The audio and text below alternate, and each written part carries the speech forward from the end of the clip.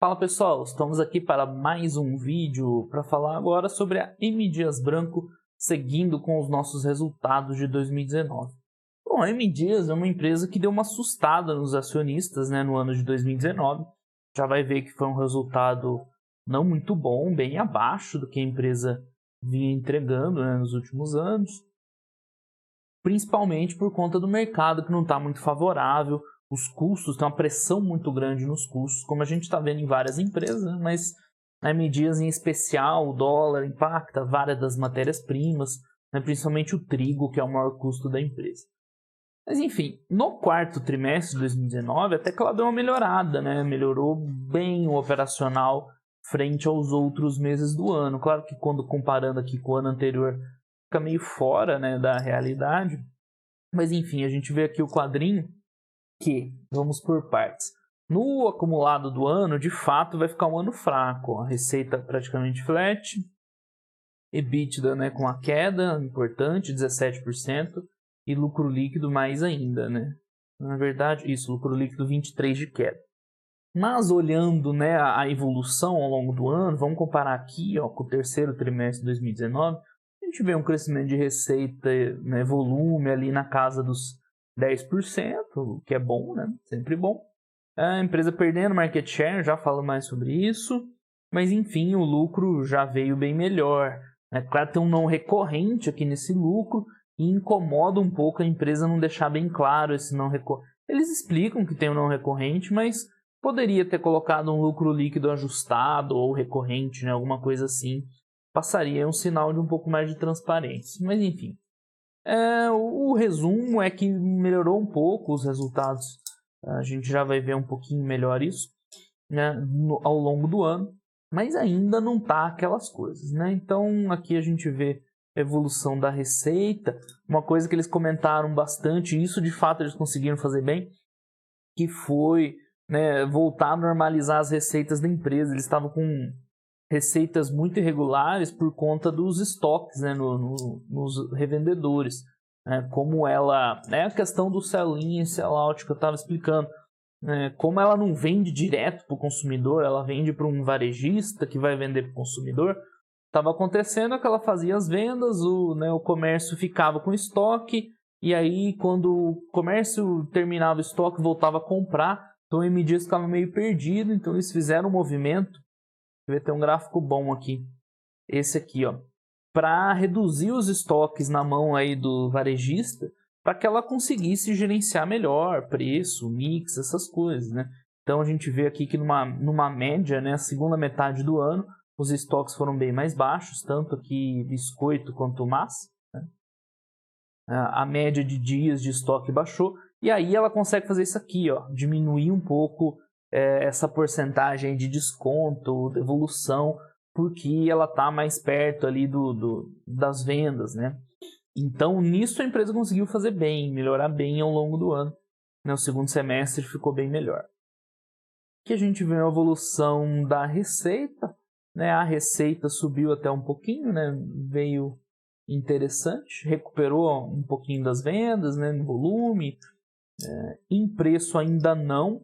Até um pouquinho estranho, porque a empresa havia comentado que ia repassar preço no trimestre anterior. Não sei se eles mudaram de ideia, eu não vi o call desse ano. Mas você vê que o efeito principal é volume, Aqui no preço, teve até uma queda de preço, um efeito mix favorável, mas uma queda de preço. Ela voltou a se recuperar no volume de vendas. Então, acompanhar o porquê. Market share incomoda um pouco, a empresa está perdendo, Quando você tem uma empresa boa, com boas marcas, mesmo que ela passe por uma crise, a tendência é que ela vá melhor que os concorrentes. Isso acaba se refletindo ali no market share. A gente já viu que ela não está passando preço, não está mantendo o preço e tal, está até caindo um pouco. Então incomoda um pouquinho. Claro que não é grave, ela está perdendo um ponto, meio ponto percentual, mas geralmente você espera que uma empresa boa, nessas horas aqui, ela vá melhor que os concorrentes. Ela sofra com condições desfavoráveis, mas que os concorrentes sofram ainda mais. E não sei se é isso que está acontecendo, pelos dados que ela passa. Depois tem mais coisas sobre a market share na apresentação. Mas enfim, seguindo aqui, tem a evolução do EBITDA. E aqui está o não recorrente, né? Então, né, a empresa poderia ser mais transparente quanto ao não recorrente, aí, divulgar um EBITDA ajustado. Mas, de fato, ela recuperou, né? Aqui, principalmente na margem bruta, ela conseguiu recuperar um pouco da margem EBITDA. Tá, aqui em relação ao terceiro trimestre, né? Essa aqui, na verdade, é a melhor comparação. Você vê que, né, ela melhorou bastante em relação ao terceiro trimestre, estava bem ruim. Aqui a gente vê no acumulado do ano. No acumulado do ano, claro que foi ruim, né, mesmo com não recorrente. Mas a margem bruta apertou bastante, principalmente aqui, né, trigo e farinha de terceiros, que foi o que impactou ao longo do ano. Isso muito por conta do câmbio, tá? Não só o preço do trigo. Enfim, lucro líquido, as mesmas observações, né? Teria vindo um lucro líquido até pior se não fosse esse não recorrente e uma nova condição tributária dela. Então, né, o resultado operacional é bem ruinzinho para a empresa ao longo do ano. Mas a gente já sabia que o ano ia vir ruim, né? É mais interessante ver o que está acontecendo daqui para frente. Em relação à dívida, ela está bem. Já mostro mais para frente. Ela fez um release com uns destaques curtinho e depois explicando mais em detalhes, né? Não sei porquê, ela mudou a forma de apresentação, mas depois a gente vê com mais detalhes. Então aqui está o market share, ela ainda é, não me entendam mal, né? Ela ainda é a líder disparada do mercado, tanto em biscoito quanto em massa, são os principais produtos dela, mas nessas horas de crise, né, a gente imaginava que ela ia estar performando melhor que o mercado, né? E não está.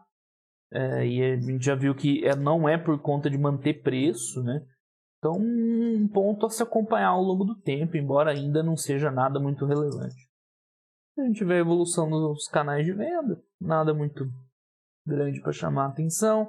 A questão de diversificação de clientes, que é bem legal. E mais, ela volta tudo de novo, né? Falar de destaque operacional, mas uma coisa boa do trimestre é que ela voltou a capacidade... Voltou a usar mais a capacidade fabril dela. Isso é bom porque dilui os custos, né? Deixa eu ver se está fácil de enxergar isso aqui, que é o nível de capacidade. Então a gente vê que voltou a patamar aí de 70%, né? Principalmente, no ano ela baixou, né? Claro, mas nos trimestres, né? Ela voltou, passou dos 50 que ela veio no trimestre anterior para 70 de novo. Então isso dá uma desafogada nos custos fixos, né? Bem importante. Ela está produzindo mais.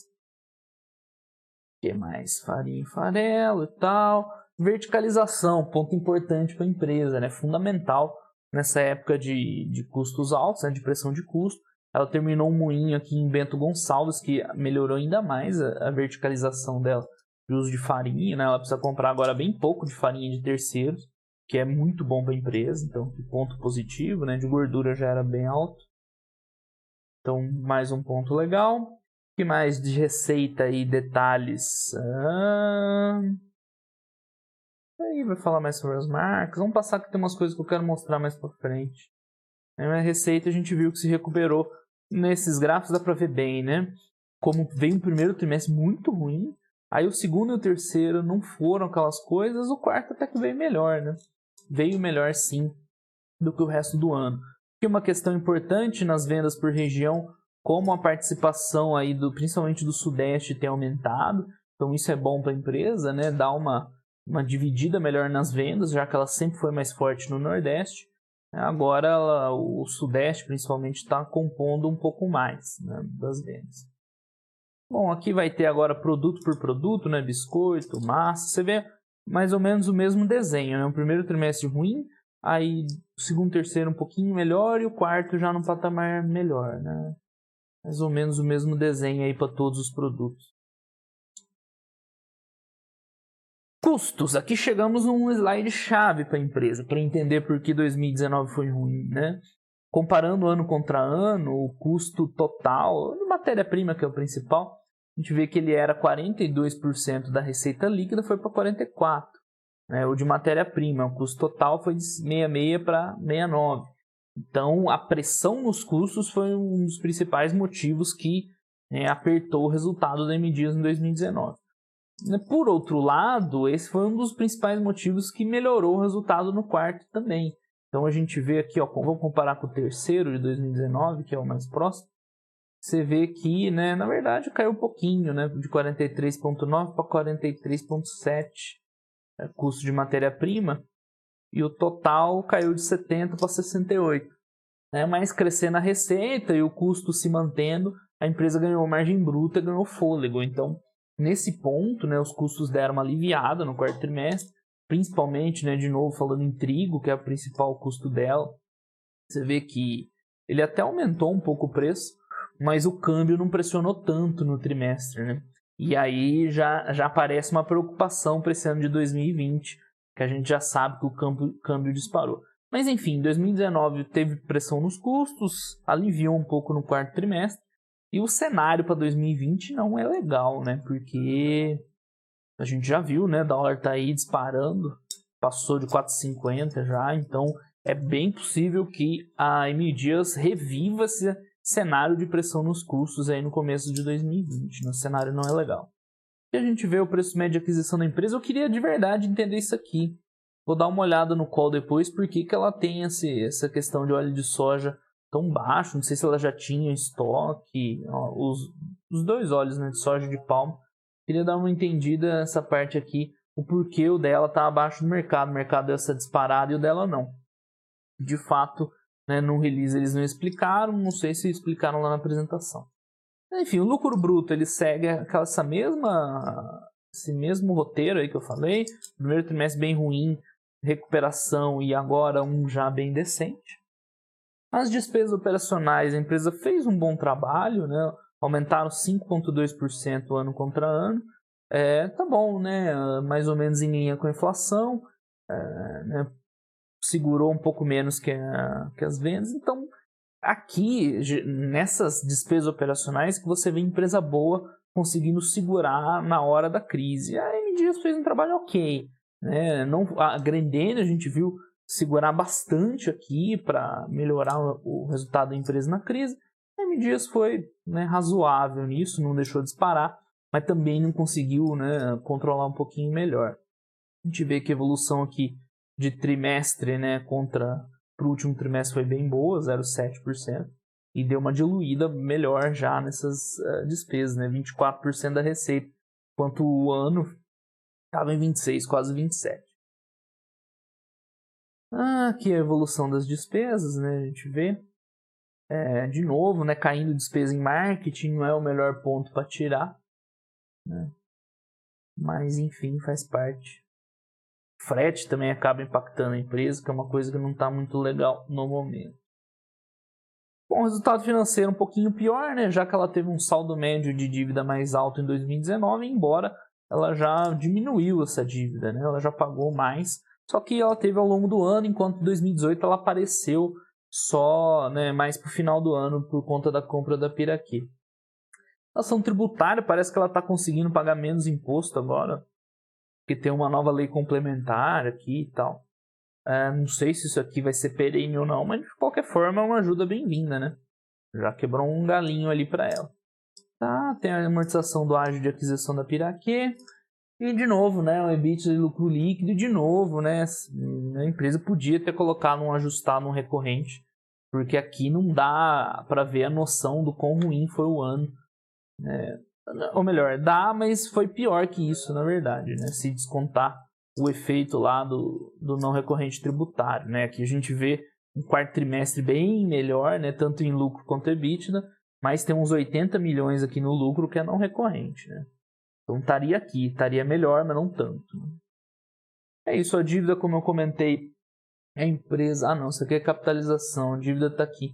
Ela já diminuiu o endividamento, lembrando que ela comprou o Piraquê. Então, mais ou menos no meio de 2018, né, entrou uma dívida e ela já está pagando, já está diminuindo. A tendência aqui é diminuir ao longo dos próximos anos. Está aqui a geração de caixa. Você vê como ela ainda, mesmo com todas essas dificuldades que a gente está falando, ela ainda se vira muito bem, né? Geração de caixa quase 700 milhões. Ela investiu 300, né, quase metade. Usou outros 300 aí para pagar o financiamento. E distribuir um pouquinho de lucro, né? Então ela queimou um pouquinho de caixa aqui. Ela não fez tudo isso só com caixa operacional, né? Que eu quis dizer. mas ela está pagando dívida, está bem tranquilo. Você vê que é uma empresa, ela tem tantas vantagens, ela é tão boa, que mesmo no momento de crise, ela está lá tranquila ainda, investindo, pagando dividendo, reduzindo endividamento, né? Então, nessa hora você vê como é uma empresa, né, boa, de destaque, que a crise pega e ela mesmo assim, né, vai tranquilamente ainda. Tá aqui a abertura dos investimentos. Você vê, isso aqui é bem legal, porque ela está investindo não só para manter o negócio, mas para ampliar a capacidade, isso é sempre bom, né? Então você vê que ela consegue sustentar tranquilamente os investimentos, mesmo com dívida, mesmo em crise. Acho que é isso, pessoal. Mercado de capitais, blá blá blá. Tá bom, né? Passou um pouquinho do tempo aí hoje, mas, né, domingão aí tem mais um tempinho para ver com calma. E M Dias é uma empresa que vale um pouco mais a análise também, ok? Então é isso. O quarto trimestre, resumo, o quarto trimestre veio já bem melhor da M Dias do que o resto do ano. Ainda não tá aquelas coisas, né? Ainda tem uma certa, né, essa perda no market share preocupa um pouquinho, mas já veio bem melhor. O que preocupa para M Dias é o futuro, né? É 2020 em diante, a gente viu que os preços, né, devem ter uma pressão esse começo de ano, né? Não é possível, o câmbio disparou, então provavelmente ela vai ter uma pressão de custos aí, não sei como é que o varejo vai reagir. Então, se fosse só até o final de 2019, né, ia dizer que tinha sido positivo o quarto trimestre, né, um ano ruim, mas no quarto trimestre positivo, a empresa voltando aos trilhos, mas 2020 preocupa um pouco, né? Vamos ver como é que a empresa vai se virar e se ela consegue reagir aí no mercado, essas dúvidas que a gente colocou. Ok, pessoal? Foi isso aí, então, me diz. Uma das boas empresas é que está passando por uma crise, mas uma das que está saindo melhor, né? A gente já viu que não impactou quase nada assim, a saúde financeira da empresa e ela continua aí super bem, beleza? Então, essa foi a M Dias Branco. Na terça a gente discute aí esse e os outros resultados da semana na nossa live das 8 horas, ok, pessoal? Muito obrigado a todo mundo, um grande abraço e nos vemos nos próximos vídeos. Tchau, tchau.